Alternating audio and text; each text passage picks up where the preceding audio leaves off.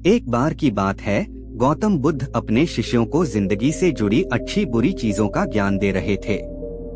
सभी शिष्य उनकी बातों को बहुत ध्यान से सुन रहे थे।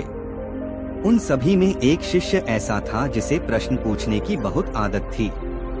वो उठकर गौतम बुद्ध के पास गया और उनसे बोला, आप हमें जिंदगी के बारे में जो कुछ सिखा रहे हैं उस सब का क्या फायदा, क्योंकि हम में से बहुत से बच्चों को ये भी नहीं पता कि हमारे जीवन का मूल्य क्या है और ये जीवन हमारे लिए कितना कीमती है। पहले आप हमें ये बताइए कि इस जीवन का मूल्य क्या है।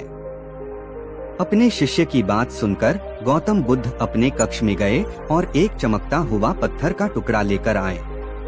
वो टुकड़ा उन्होंने अपने शिष्य को दिया और बोले, मैं तुम्हें इस जीवन का मूल्य तब बताऊंगा जब तुम इस पत्थर का सही मूल्य पता लगाकर आओगे।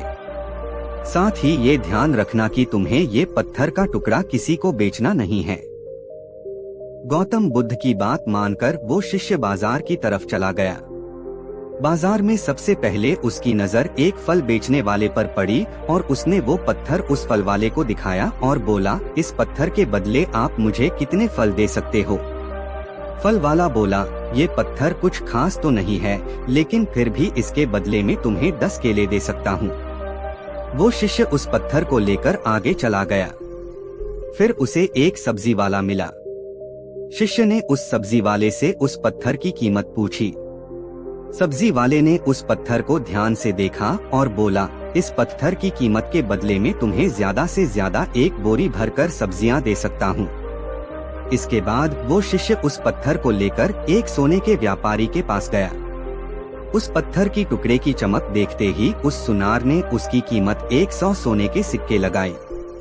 शिष्य ने वो टुकड़ा बेचने से मना किया तो वो सुनार उसके बदले 200 सोने के सिक्के देने को भी राजी हो गया, लेकिन शिष्य ने वो पत्थर नहीं बेचा। इसके बाद वो शिष्य एक हीरों के व्यापारी के पास गया और उनके सामने उसने वो पत्थर के टुकड़े को रख दिया। उस पत्थर को देखते ही हीरों के व्यापारी ने एक साफ कपड़ा बिछाया, उस पत्थर को उसके ऊपर रखा, फिर उसकी परिक्रमा की और हाथ जोड़कर उस पत्थर को कपड़े में लपेटते हुए वो बोला, तुम जिसे मामूली पत्थर समझकर उसकी कीमत पूछ रहे हो, असल में ये एक बेशकीमती रूबी है। ऐसा रूबी हर किसी को नहीं मिलता। मैं अगर अपना सब कुछ बेच भी दूं तो भी इसकी कीमत नहीं चुका सकता। उस व्यापारी की बातें सुनकर वो शिष्य हैरान हो गया।